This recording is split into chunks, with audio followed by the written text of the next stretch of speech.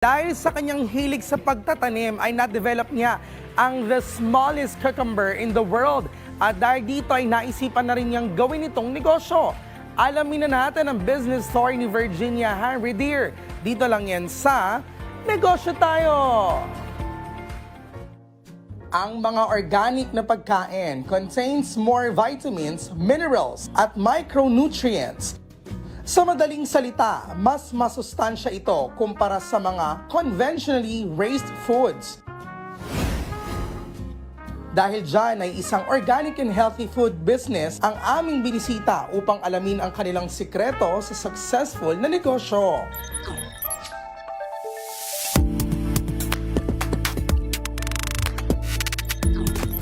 Kasi in agriculture po, hindi instant yan eh. You have to wait until magbunga yung itinanim mo. At pag nagbunga na, hindi lang basta sa pera, nasa devotion mo. Kaya hindi po ako nag-give up. Kung ang aking itinanim ay binagyo, nagtatanim uli ako.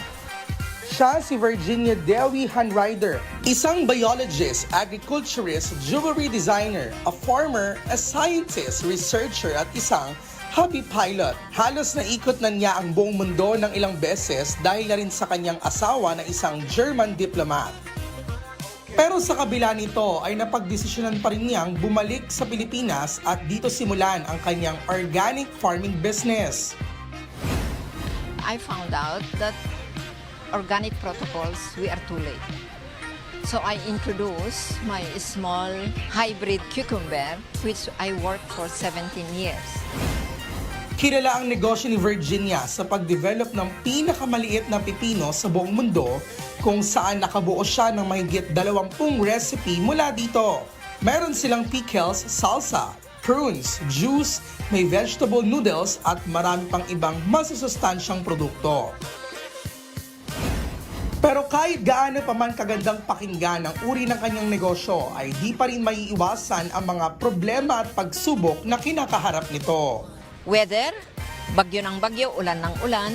Kuminsan itong cucumber, nalalaglag ang mga flowers pag grabe ang ulan. Mostly the workers, even the farmers, they like to go abroad. They don't like anymore to do agriculture. Marketing is one of the problems. Ang mga Filipinos masisipag, pero there must be sustainability. Dahil dyan, ito ang tips at payong maibibigay ni Virginia sa lahat ng gusto ring pasukin ng organic farming business. Once you started, you must not stop in the middle. You must continue. And at the same time, farming in the Philippines is not easy. Why?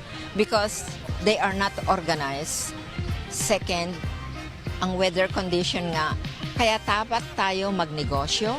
Kasi tulong lang natin, hindi lang sa nation, tulong din natin sa pamilya natin at sa sarili natin. I encourage my co-farmers and my other SMEs, no matter how small your business is, at least you make it stable and huwag kayong magsawa kaagad.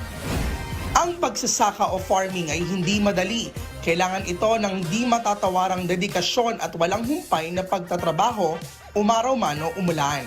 Ito ang dahilan kaya ang pagsasaka ay kinokonsiderang backbone of every country. Mga kanegosyo, another business story at business tips naman ang itatampok namin sa susunod nating pagkikita. Kaya naman, tara, negosyo tayo!